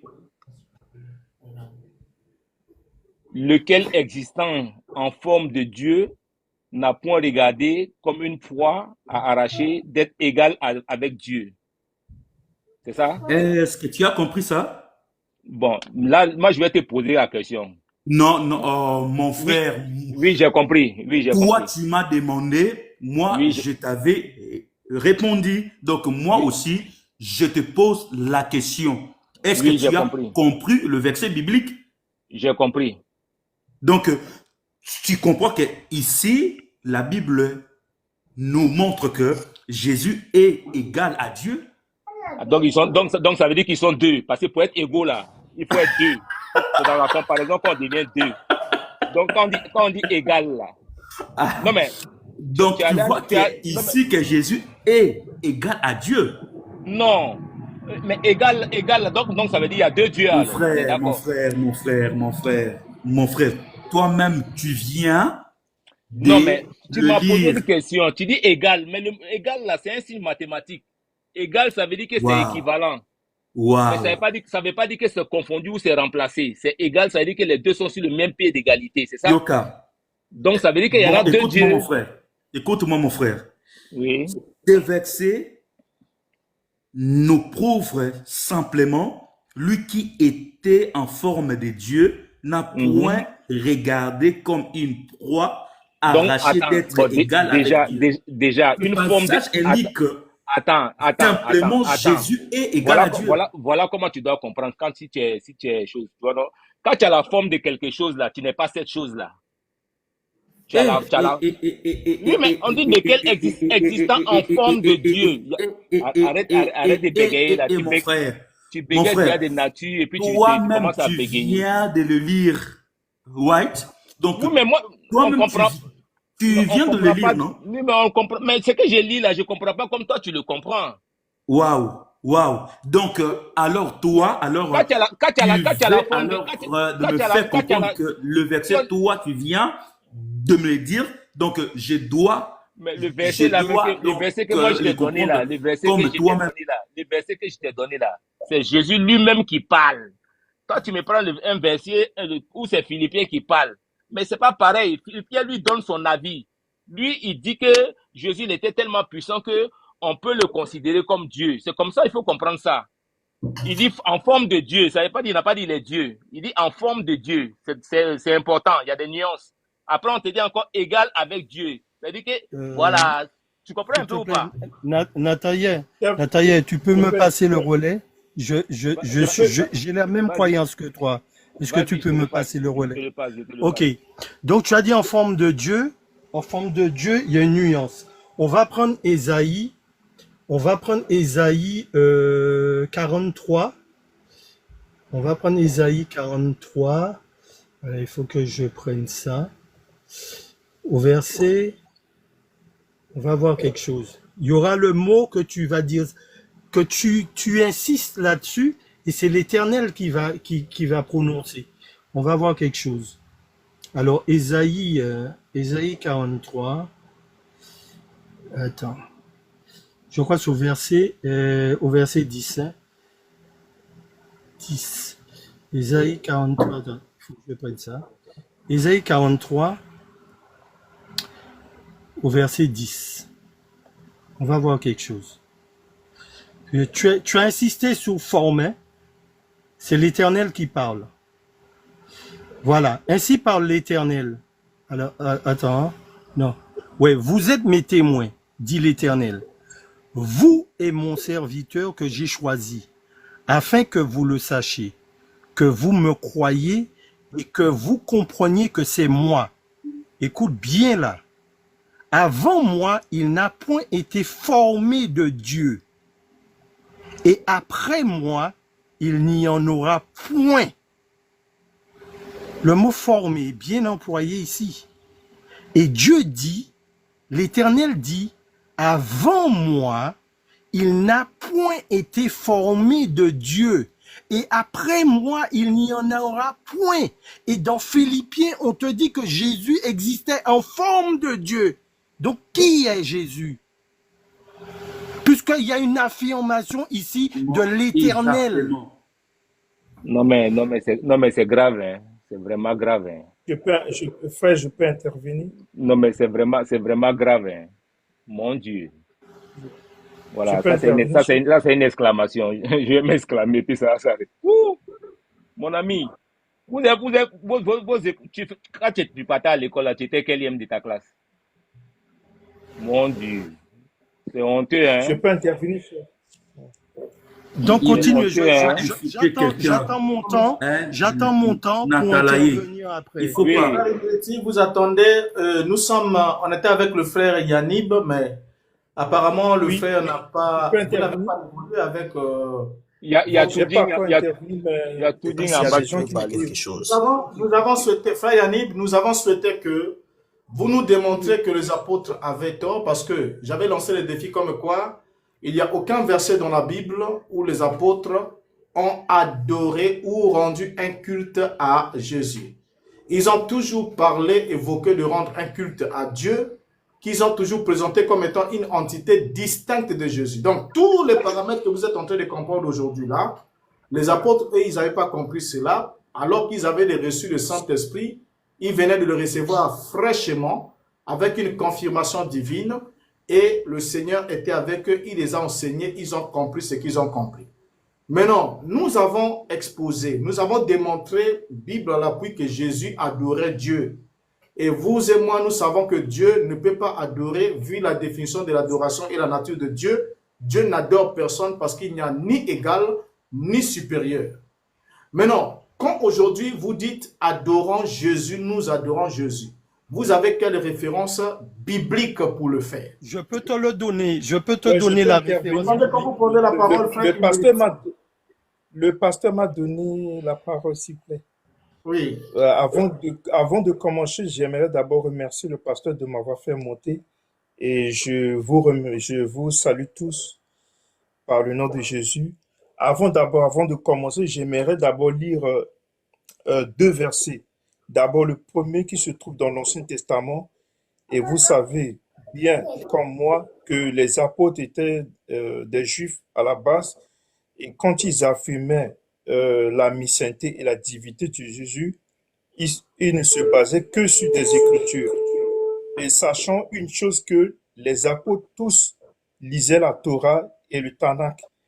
J'aimerais lire un verset d'abord dans l'Ancien Testament et dans le Nouveau Testament pour faire référence à celui dans l'Ancien Testament. Et avant de commencer, j'aimerais aussi vous dire d'abord que moi, la Trinité, je me réserve. Je préfère me réserver, pas me baser sur des enseignements humains. Et je sais que le terme Trinité est arrivé très tardivement, bien qu'il y a des versets qui font référence à ça. Alors, tout d'abord, je commence d'abord par le psaume, attendez, le psaume, si vous pouvez lire aussi en même temps que moi, le psaume 33, attendez, c'est où déjà?